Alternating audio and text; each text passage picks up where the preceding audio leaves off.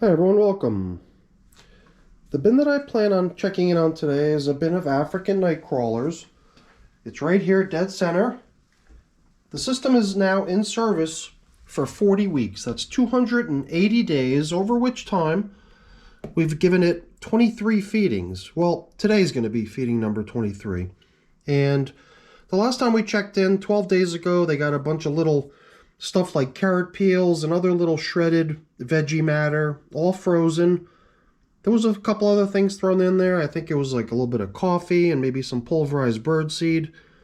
I don't know. I got a funny feeling we're not going to see a whole lot of that as leftovers today, but we'll only know once we get it up on the bench and take a look.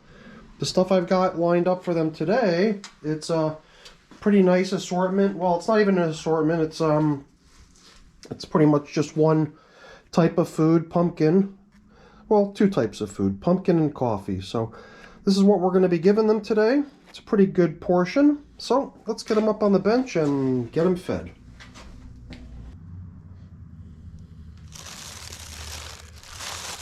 Every system that I've got that's older than this has already passed 300 days of age. And here we're only 20 days away from this one reaching 300 days of age. And in all those other older systems, I've already kind of gone past the everyday composting phase, and in those systems the worms are now simply foraging, making their way through the material in their systems to break down whatever still remains. And here too, I'm going to be probably switching over to a foraging phase after another feeding or two, perhaps soon after we reach 300 days of age. And it does seem like here too we've got a good bit of residual bedding material floating around within the system, all these little scraps of paper and cardboard. And I think that's probably one of the main reasons I'm really limiting the amount of bedding that I'm going to be putting in. And I think the bedding that they're going to get is really just going to consist of the filter that goes with this portion of coffee. The other coffee filter that we just took off, which was really serving as our feeding zone indicator, can just come back in afterwards and pick up where it left off, showing us where we last fed. I'll tell you, my first impression from coming in here was that things seem kind of damp, perhaps just a little bit more damp than they need to be. Kind of makes me wonder if perhaps at the end, when we're finished feeding here and we go to return the plastic covering, maybe we could do so in a way that allows for a little bit of airflow, perhaps around the edges, to let some of the material in here begin drying off a little bit. While the high moisture level is something that's certainly going to aid in the breakdown of the foods that the worms get, and it's going to just be, to the liking of the worms for sure, because they love moist, damp conditions. It still feels to me like maybe things are a little bit more damp in here than they really need to be. So I don't see the harm in possibly allowing this system to possibly air out a little bit and begin drying off, at least in portions of it around the edge or something like that. I mean, right down the middle, when we go ahead and we place in these pieces of pumpkin, these pieces of pumpkin are probably for the most part liquid. So there'll be a little bit of food mixed in there, but as they thaw, they'll just start dumping out their moisture and add a good deal of moisture to this system as a result of all that moisture that's present within the food just kind of coming out as it thaws. So this system's definitely starting to feel like it's reaching its capacity. As I start to pile some stuff up here to make room in the feeding zone to add today's portion, I feel like I'm really coming up to the very edge of the container here. I'm trying to do so in a fairly careful way to avoid possibly spilling anything over the edge. The hole just sort of keeps collapsing in from all the worm activity. but I think we should be able to fit these few chunks of pumpkin in here pretty easily. I guess my only thought was to possibly give the worms a few minutes to wiggle down into the material that they're inhabiting, so that when we place in these frozen chunks of food, we're not placing them right on top of any wormies. Here's a nice leftover chunk of banana stem, or at least that piece in the middle that all the stems connect up into. And it seems like it's getting broken down pretty nicely. The worms have really kind of come right down into the center of this thing. Seems like they really like getting down into there in between those little individual stems. So yeah, I think before we plop in these chunks of pumpkin, I'm going to allow these worms to retreat down into the material, and then we'll place in today's feeding. Maybe we can even put the coffee in first as sort of an insulating layer, and then in can go the yummy frozen foods. So I'm going to give them a moment to retreat. Shouldn't take too long. There's not too many of them here at this point. Most of them have already gone down into the material. And then we can proceed to feeding.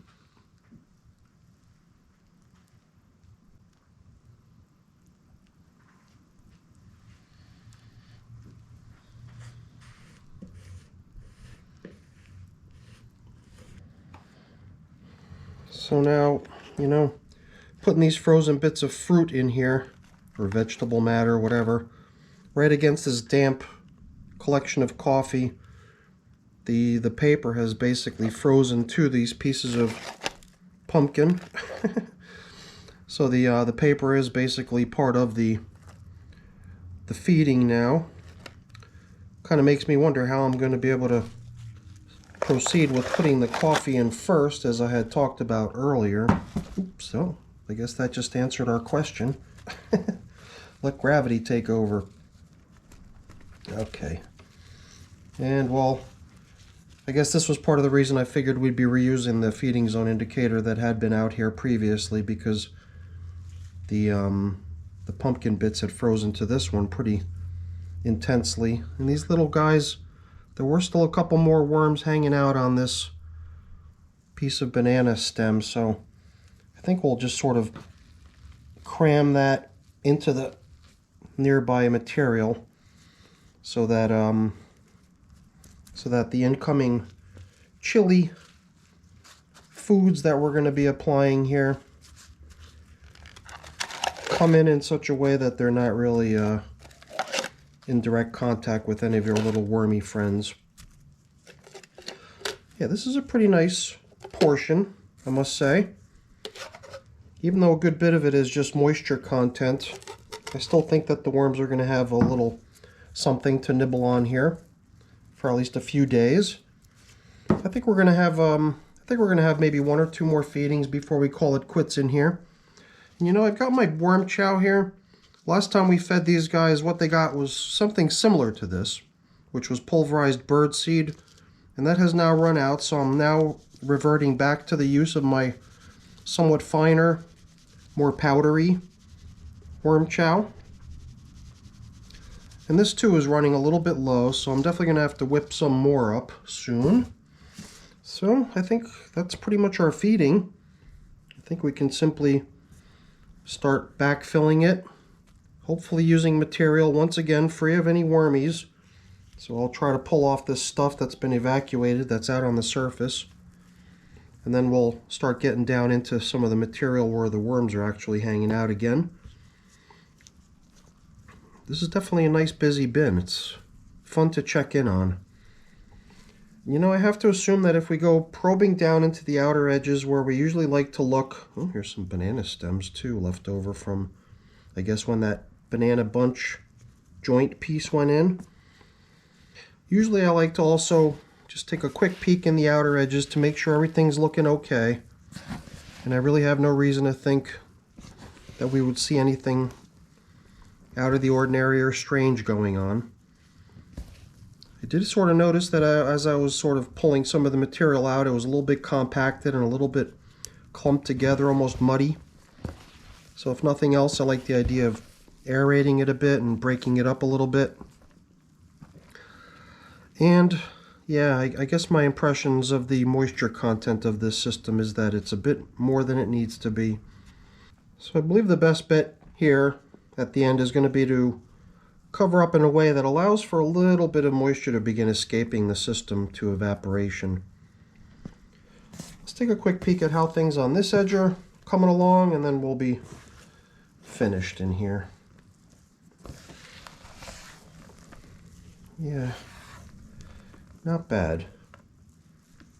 Still a little bit clumpy here and there, although even though it does seem a little bit damp and clumpy, it does seem to break up pretty readily. And it does seem to be pretty well occupied with plenty of worms throughout it, continuing to sort of keep it all separate and loose and granular. But still, I think the system would benefit a little bit from having a chance to air out.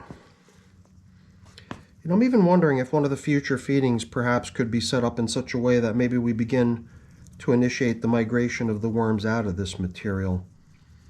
Perhaps start edge feeding so that the worms can gradually make their way to one or the other end of the bin rather than just being throughout the material everywhere, so that at some point in the near future we can round them up easily.